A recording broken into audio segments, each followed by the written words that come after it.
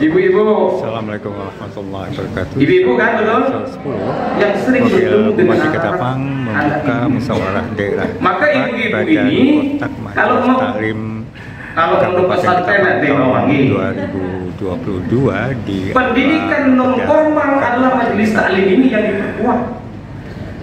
Kalau umur kita udah 60 tahun, 70 tahun, 50 tahun mau melamar SMP, SMA nggak bisa.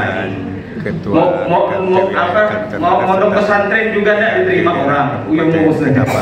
Saat ini yang sedang maka salah satu jalur pendidikan yang diperkuat adalah majelis taklim. Perwakilan dari ini kalau kita satukan dengan isi pemerintah ada namanya adalah mencerdaskan kehidupan masyarakat Ketapang lewat majelis taklim. Salah satu poin dari 5 isi pemerintah Bapak, misi pemerintah Bapak Ketapang. Maka majelis taklim ini harus diperkuat. Maka pada kesempatan ini ibu-ibu, alhamdulillah capaian-capaian yang sudah dicapai, termasuk tadi juara umum, alhamdulillah itu mengangkat nama daerah. Termasuk nanti ke depan bagaimana majelis taklim tentunya di Musda ini tolong untuk merencanakan program-program yang bisa mudah dicapai dan langsung menyentuh di masyarakat. Seperti program pendidikan dai Dadia. Mohon maaf, kami beberapa bulan yang lalu diminta oleh Kementerian Agama Provinsi mengirimkan 1 orang dai dan dainya satu-satu.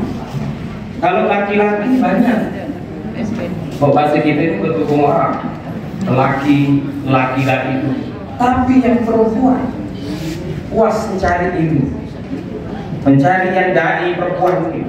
Nah ini maka dari itu mudah-mudahan dengan pengembangan nanti majelis taklim BKMT Kabupaten Ketapang yang dibentuk nanti pengurus baru, tentunya ini adalah menjadi spirit bagi keanggotaan, spirit juga bagi pemerintah daerah. Kabupaten Ketapang pemerintah kalau pemerintah daerah itu Kabupaten Ketapang pada lomba BKMT tingkat Kalimantan Barat di tahun 2014 dan tahun 2020 di Sintang. Mereka bertekad juga menjadi juara umum pada lomba BKMT tahun depan di Kabupaten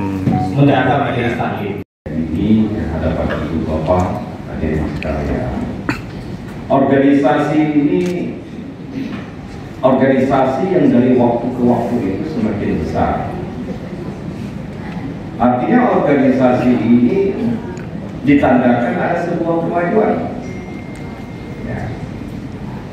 Tetapi organisasi ini juga dia akan mendapat tantangan. Ya. Dari waktu ke waktu. Jadi misal kalau saya ini kan bukan latar belakangnya SPDI gitu saja, tapi SE dan MSI. Nah, kalau Pak Arif ini kan SPDI ya. Nah, kalau saya ini SE dan MSI. Enggak. Nah, yang ujung MSI-nya tuh masih satu istri. Tapi bukan menguasai segala ilmu. Ya. Nah ini BKMT. Tapi di dalam perkembangan zaman, ya, bahwa sebuah organisasi itu apakah itu organisasi sosial kemasyarakatan, lebih-lebih organisasi bisnis. Kalau dia tidak mengikuti teknologi dan perkembangan zaman untuk dilakukan penyesuaian, dia akan kolaps. Dia akan hilang. Dia akan tenggelam dan bahkan tidak ada lagi. Nah coba kita lihat contoh yang mudah-mudahan ya saya berikan sambutan ini, arahan ini. Ibu hari ini punya Android ya handphonenya. Saya lihat itu main terus. Ya kan? Android itu. Android atau apa itu? Android kan? Terus sebelum Android, ibu pernah punya handphone? Ya? Pastilah ya, tidak mungkin tiba-tiba beli handphone Android. Pasti tempo dulu itu ibu-ibu punya handphone Nokia yang kecil, yang center ya. Ya. Terus hari ini apakah dia tidak susah Nokia itu? Apakah Nokia itu punya produk Android? Tidak ada satupun ibu-ibu. Yang ada adalah Samsung. Yang ada adalah Oppo dan sebagainya. Ya, kan? Nokia tidak ada lagi yang masuk ke Android. Setelah Nokia apa lagi ibu yang pernah ibu punya? BlackBerry. Nah, itu kan ya. Wah, rasanya sudah canggih itu BlackBerry. Wah, ini kita belikan ini, ya kan, kalau punya istri kan gitu kan, kalau sama suaminya kan, anak-anak. Nah, hari ini apakah itu merek ada? Dan itulah menandakan bahwa dia habis tenggelam oleh zaman, karena tidak mampu mengikuti perkembangan. Ya. Lalu rumah makan hari ini, angkutan hari ini sudah juga mendapat tantangan. Ibu-ibu hari ini di rumah cukup main handphone, pesan dengan ojol, dengan apa dan sebagainya. Ibu bisa datang ke rumah itu, minta belikan kerudung, bisa. Artinya berbisnis hari ini tidak perlu dengan membuka kantor yang megah sebesar ini, ruangan sebesar ini, tidak perlu. Cukup dengan kursi satu, duduk saja santai di ruang tamu. Kita mainkan teknologi, kita bisa mengendalikan bisnis. Nah, artinya sebuah perkembangan zaman itu terus harus diikuti. Kalau tidak, kita akan kolek. Ya.